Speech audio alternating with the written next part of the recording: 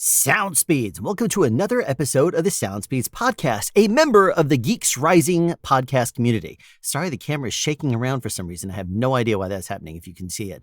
Anyway, I'm not going to waste any time. Let's get right into our content. You've heard me say in the past that it is very imperative that when you do anything that involves hearing, you don't just hear, you listen. Listen involves engaging your brain. And it's something that is highly necessary when you are trying to do critical listening, or really any kind of listening at all where you're trying to pay attention. The reason I'm mentioning this is because a few days ago, and this still irritates me, there was a viewer, and I call him a viewer because I don't know what else to call him, but apparently somebody watched my most recent video as of the time of this recording, which is me using light to help explain polar patterns. And I went back and forth with this guy 2 different days, to the point where I was just at wit's end with this guy because all he was doing was regurgitating stuff that he had read online, including direct copy and pasting from another website. That website was DPA's Microphone University. Now, I understand. They do a really good job with their presentations. It's very fancy looking. They use animations. They use graphics. It's a microphone manufacturer that's been around for a long time. They know their stuff. But regurgitating at me something when my purpose with that video was to simply use light to convey what a microphone polar pattern looks like.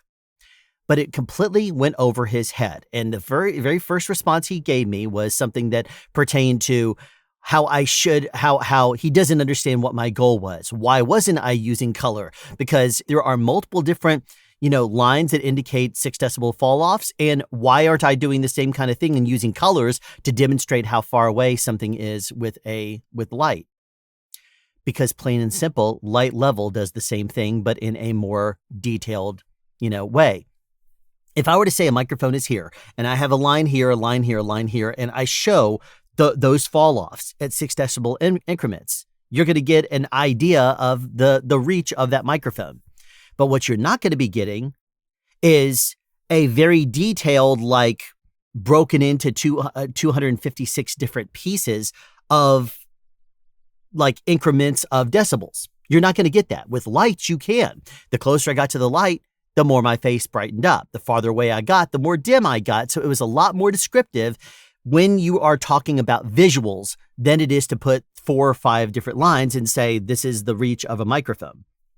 Another point he made was about polar patterns and how I was totally missing the idea behind polar patterns and how they pick up the best polar patterns, according to him, which was a straight regurgitation from one part of the Microphone University of DPA, was that polar patterns are very linear and the best microphones have a linear polar pattern.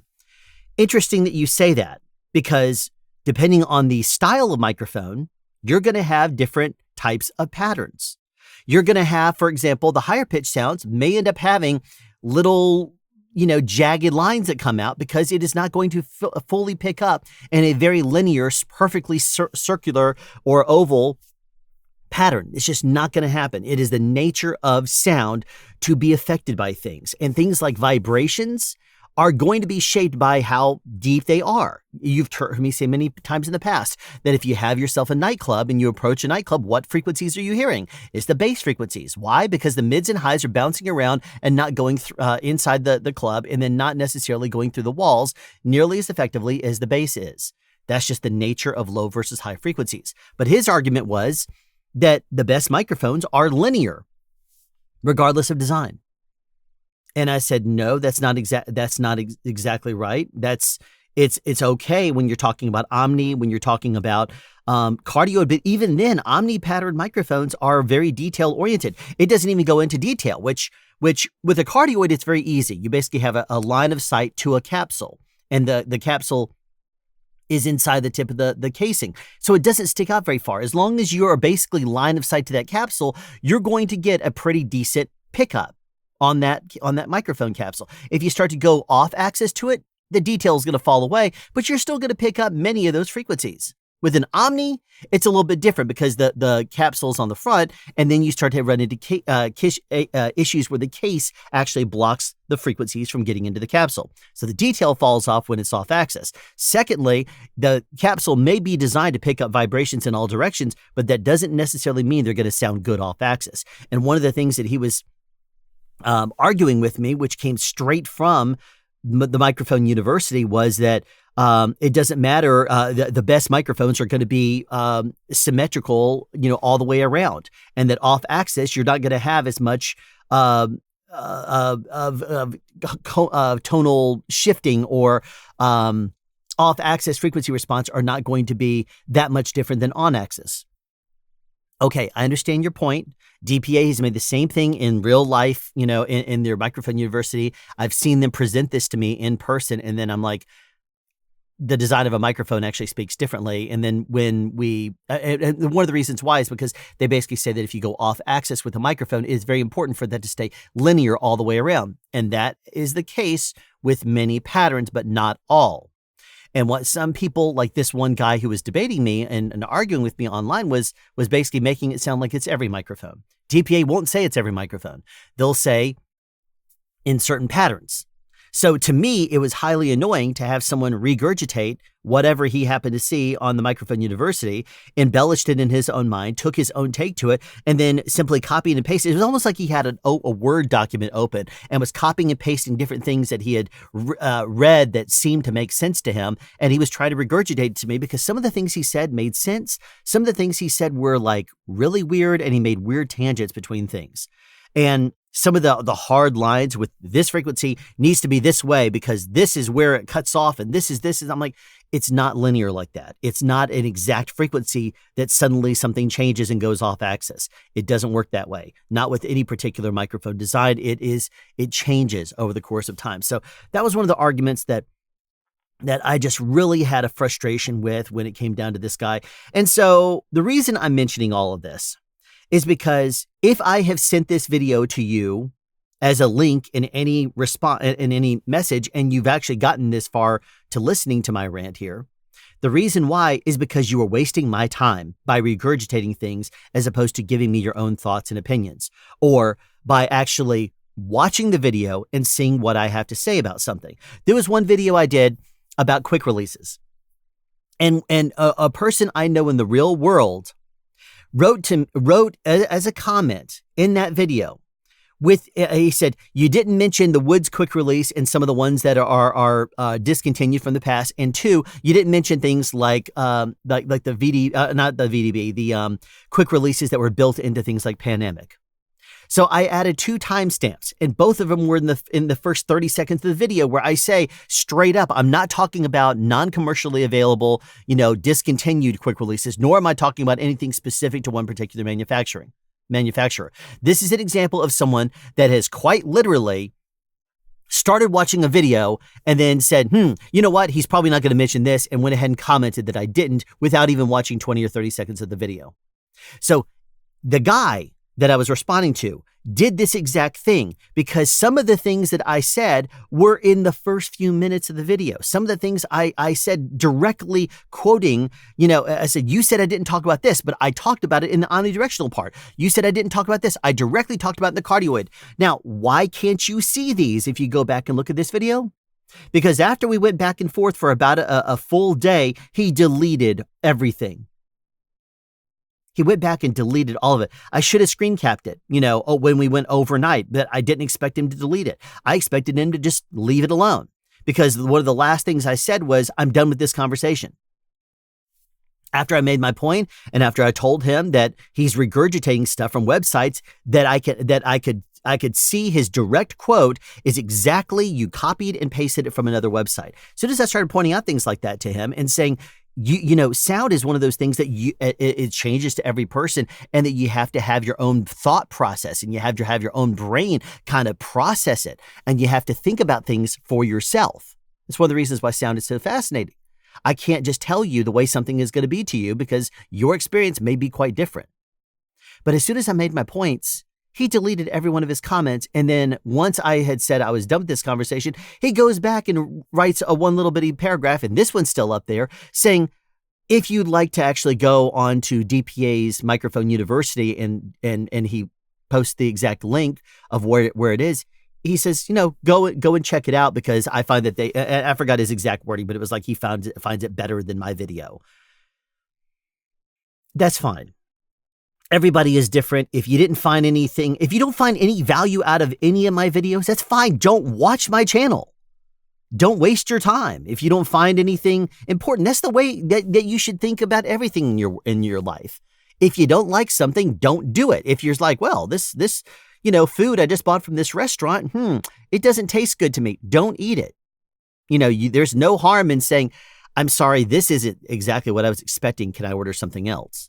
They may still charge you for it, but still, you don't have to eat it. You're an adult, right? Even if you're not an adult, you are a person that is hopefully beyond 7 years old and has the ability to reason. What is that? The age of reason is 7 years old. My point in this is that if you are going to go online and watch videos that you can watch for free, and you are being presented information, take it with a grain of salt if you want to. If someone has established themselves as someone who is credible in your opinion, still keep yourself, an open mind to maybe they said something wrong or maybe it's not exactly the way they presented it. Things that I have said, things that I know other content creators have said have sometimes changed. Or maybe I don't remember the exact thing exactly right when I present it. And then later in the comments, I'll say, actually, I was mistaken. I quoted this, but I was remembering a different manufacturer or something like that. We are faulty people. Every one of us is faulty.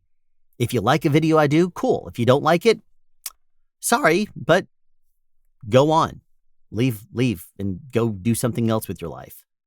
But one thing that I am done with, and I say this, and I'm going to have somebody that argues with me in the thing, and I'm going to respond back and forth, especially if I happen to have time on my hands. One of the things that really irritates me and that I'm done with is arguing people that simply regurgitate information at me that doesn't necessarily pertain exactly to the situation.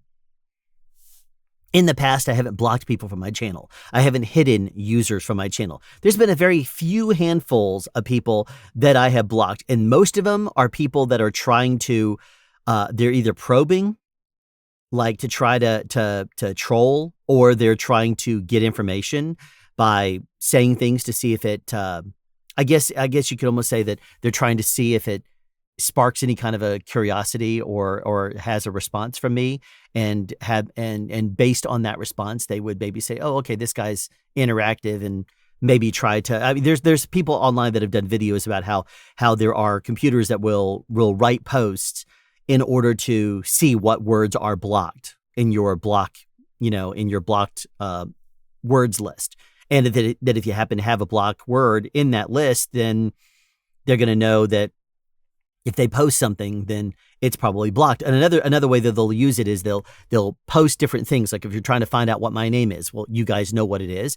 But if I didn't use my name and they suspected that it was maybe within a few of them, they could post some of those names in one post and then post some of those names in another post to see if any comment that uses their real name is blocked. And they go on a third or a separate account and look to see which one of those messages are blocked, because the one that had my real name in it might actually be blocked because I don't want people to know it. So it might be one of those things. So, I mean, there's different tactics and stuff that things use in the algorithm, but I've blocked very few people on this channel. And usually there's some sort of scammers. There's someone that is just being a complete jerk online, usually to other viewers. I don't care if people badmouth me. I don't care whatever else. But one thing I'm starting to become really irritated with is people that do things like regurgitate information at me and they clearly didn't pay any attention to the actual content. Or they simply think that they are making sense when they throw stuff at me when it doesn't make sense the way that they do it. Or that they're telling me, I don't understand why you're missing this. What am I wrong on this? I pointed out multiple times and you still, I don't understand. I'm getting over this. And I don't want to say I'm going to start deleting messages or just hide the user from the channel. But I tell you, it's tempting. So if I have sent this video to you or linked it down in the description or in a comment in a thread that you have posted, in one of my videos, is because you are starting to really be annoying in your activities, your behavior. In management, there is the ABCs: attitude, behavior, characteristics. Attitude, I can't change. Your attitude regarding something, you either had a good attitude or a bad attitude. Your characteristics, the things that make you, you, I can't change. I can't suddenly say you need to be a different person for the job. Behavior, I can correct. If you come at me with a bad attitude or in the comments with a bad attitude, if you come at me and it's just the person you are is just a complete ignoramus, jerk, whatever, I can't do anything about that.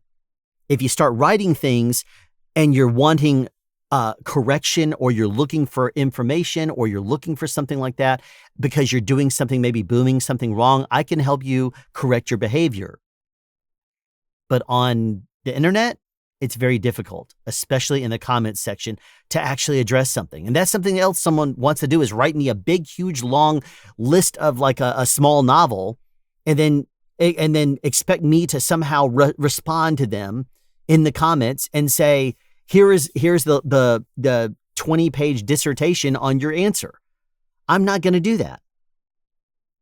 I've said many times, I offer consulting to SoundSpeed's people. My consulting fee in the real world is no less than $75 an hour. But to SoundSpeed's people, if you reach out to me, I will give you your first session for up to 2 hours for $25 an hour. And you can talk to me about whatever you want to. If you want me to present, to do a little bit of research before I meet up with you or something like that, if you want me to pull together some resources or something like that, the visual aid, I can do that too. And I offer that as a one-time courtesy to SoundSpeed's viewers, $25 an hour for up to 2 hours. And people have taken me up on that many times. But what I'm not going to do is read an entire long list of all these different problems that you're having, where you're describing some sound to me in your words, and it's just you're wanting me to tech your entire system. I'm not going to do that. No one online is going to do that. Me, Banju, Curtis, Mike Delgaudio, no one is going to do that. No one. Ricky Bronson, none of us are. We're not going to tech your entire system in the comment section. If you reach out to us independently via email, we may or may not. Depends on what we do. We may end up saying, this is a consulting fee if you want this. Every one of the consulting things I've ever done have been on webcam, where I've said, show me some of the things, let's listen to things, and we figured it out. The only time I didn't was when the person I was talking to didn't want to be on webcam. And so she's like, I don't want to be on webcam, but can you explain things to me and talk me through it? I'm like, sure, no problem. And I said, do you want me on webcam? She's like, it doesn't matter. I'm just going to be listening to you. I'm like, okay. So I didn't bother turning. I just called her instead. So, we did it that way. That was a long time ago. And she was a voiceover artist. She was trying to figure out why her system was sounding the way it was. And, how some ways of getting her microphone out from in front of her, but still have it close. And so what I talked her through is how to oversling the microphone, as opposed to coming up from underneath, where she was trying to perform, or she was trying to read her copy, and she was trying to address it back to the microphone. It was really awkward. So I said, hold the microphone, have the microphone come in from above you. And that way it's coming in from above you, and you can read everything below, and everything was completely open. It made the reflections much better. When I reached out to her, it was about 6 months later. And I said, how have you been doing? She's already narrated like 2 audiobooks, and she was auditioning. And she's like, yeah, sorry, it took me a while to get back to you because she was busy. I don't claim that that's because I miraculously fixed her system and everything was perfect. No, it was all her. I just helped her fine tune her system a little bit. But that was a consulting thing I did. So, that's the point of that kind of thing. If you need something like that, we're here. If we offer consulting fees, a lot of people charge a lot more than $25. But, again, for up to 2 hours. It used to be up to 1, but then I started running into multiple people that we would go over the 1 hour mark. But anyway, the reason I'm mentioning all this is because if I have sent this video to you in the past, it's because I get very frequently very irritated with people that just do not seem to adhere to any kind of internet civility, I guess is a good way to word it, where there's some sort of logic and reason, where just regurgitating crap at me when you're a layperson and you have no experience in anything, but you happen to watch a couple of videos or something like that, and now you think you know everything. I'm sorry. We're talking like a lot of experience in sound here. going back, my first experiences with sound and doing anything sound related in a professional way was almost 30 years ago. Actually, it was over 30 years ago if you count amateur, because in 1992, I was the sound mixer for a chorus line. No, not a chorus line, Once on This Island, which was a play. So, but anyway, that was that was 1993. It's still over 30 years ago. But anyway, so, regurgitating something that you read or saw in a 3-minute long video, it's not always going to be the exact way that, because people, but here's the may surprise you. Different manufacturers present things to you the way that it makes their products look in the very best light. Now, I have widely said DPA's 4017B is still my favorite microphone. It is still my favorite microphone. I love the way it sounds more than any other. So it's not me just bad-mouthing DPA. I love DPA's microphones. Their lav mic, their 6060 and their 4060 are still my favorite lavs. So you can't say you're just hating on DPA. No, it's not. And I'm not. I'm just pointing out something that should be kind of obvious to you.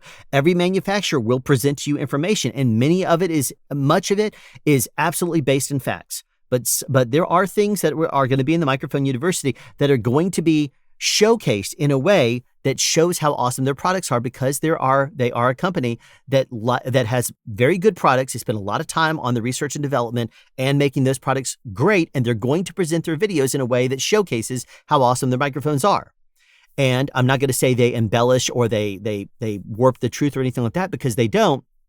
They're just going to present it to you in a way that may lead you, if you have no experience in this, to believe it's that exact same way across the board in every single circumstance. And that's not the case. So let me pull this back around to my video.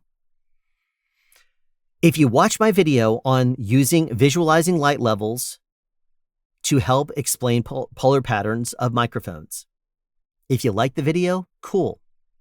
If you didn't like it, cool. I mean, I don't want to sound like a jerk here, but at the same time, I'm getting really frustrated with people that seem to think, they seem to think that they can just write to me and badmouth the video or whatever in the comments, and then have it just like be spoken. You have now spoken this into truth, and it's there. I'm like, I'm sorry, it's your opinion. That's fine. People that one of the things that really annoys me a lot also, and I'm telling you all these things that annoy me. So trolls out there are going to go through my comments on other videos, and they're going to start messing with me. I know you are. But here's another thing that really annoys me is when someone says video starts at, and then puts a timestamp down below. My usual response to that is my video starts at 0.0:00. That's usually my response. There was one guy, I did a video that was like 2 minutes and some odd seconds.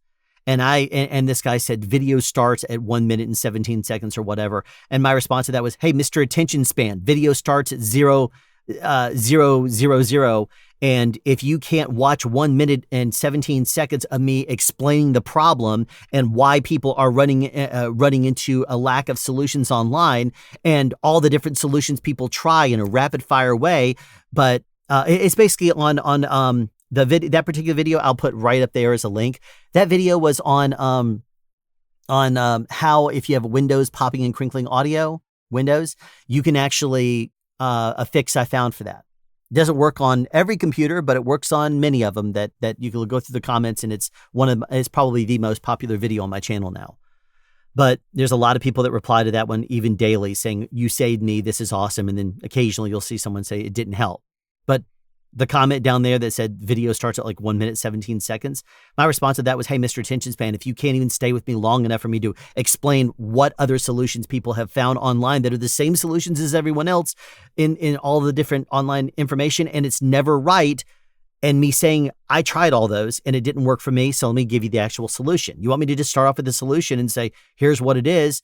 What if you come back to me and say, but did you even try any of the other solutions? I saw online this solution and this solution and this solution and this solution. Have you tried any of those? I've done those kind of videos in the past where I've ignored all the stuff that people say. And then people go in the comments and they say, well, it looks to me like you just ignored all the other things that people have tried. And there's other videos that say these are solutions. So I tackled it in 1 minute and 17 seconds. And this guy had no attention span enough to even see that. So it's like, fine. Okay, fine. Content creator, whatever. Made a video. You don't like it. You feel I wasted 1 minute and 17 seconds of your time. Fine. Here's a refund. Okay. There you go. That's my rant for this particular episode. I haven't done a rant in a while, but that was a rant that was a long time in the making. And there you go. Feeding off of something I said in the previous video that I mentioned about polar patterns and using light, I'm going to share with you a couple of tricks that boom operators can use to fine-tune their abilities to shape a microphone's polar pattern into where they're trying to get it. You've seen me talk in the past, and I have one video that's really informative about how to properly use a shotgun microphone, and you can check it out right there if you're interested. But I talk about ways that you can use the pattern to your benefit. In the real world, I offer a class that I teach at the Union Hall every now and then where I talk about acoustics and I teach people about that. I show people in the boom operating classes that I teach, for example, how to stand up with someone, sit down, how to walk with them, track booming from behind, all these different techniques. But one thing that you don't always get in online video resources and stuff like that is ways of fine-tuning your own boom handling abilities. And that's what I'm going to be addressing right now. When you hold a boom, you know how to hold it. You know, you've heard many people, if you follow people like online, you're part of the pro sound forums, you might have seen Ken Strain's Master Boom class. You might have heard me talk about boom handling and stuff like that and seen how I handle things. You might have seen other people do the same kind of thing. And that's fine. Within all of those, you will also have microphone cueing back and forth. Sometimes you'll angle out a little more, sometimes you'll angle back a little more, but you'll cue the microphone, and you've heard us talk about different ways like that. But when it comes down to actually handling, trying to make your hands work the way you want them to, it's not as simple as me explaining it to you and say, oh, okay, I get it now. I can modify my technique from maybe overhead to holding it more in front with my elbow against my ribs, whatever the case may be. What I'm talking about is more along the lines of things that you can do to train smoothness, for example. Like if you have a boom pole and you take a mag light and you stick it on the inside of a shock mount, and then you fly it on the end of a boom pole, extend the thing out 15 feet. And then practice cueing the microphone. With your eyes, you can see the light of the mag light, and you can use that to help you dial in on the sweet spot. Where it's the brightest is obviously going to be the sweet spot on the way it is. So you can go square with the microphone in a shock mount, and you can hold that over someone's head and see if you go forward and backwards, at what point does it start to, the light stop lighting up their nose and their mouth? How far in front do you have to be before the mouth stops losing that sweet spot where it is brightest? But that's one example.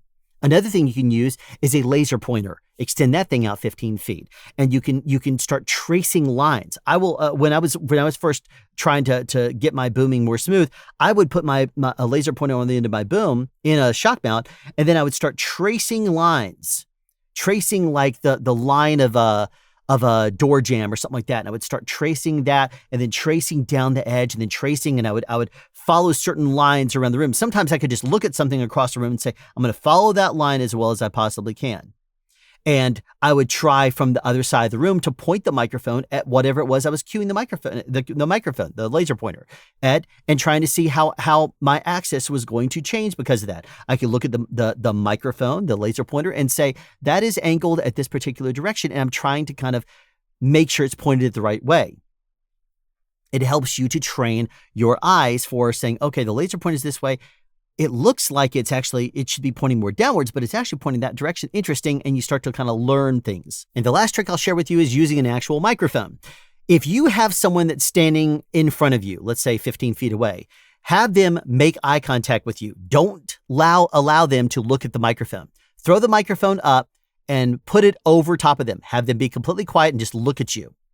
You put the microphone in what you believe the sweet spot to be, and then have them say something to you. Or you could say, okay, touch the end of the microphone. If they do this number, and touch right over top of them. And, make sure that you're booming them about 4 to 6 inches overhead, not right to the top of their forehead, because you might see a shadow show up and say, oh, okay, based on that shadow, I'm able to kind of dial it in there. No, this is a training technique. So what you'd want to do is eliminate any kind of, help or assistance you may have. And you don't want them looking at the end of the microphone, because they'll do this number as it comes closer. And you're going to say, oh, okay, obviously it's in the sweet spot now because they've been watching it the whole time. If they're looking at you the whole time and you put the microphone where it sounds like it's in the sweet spot, and then they touch the end of the microphone, if they touch it right here, awesome, you nailed them.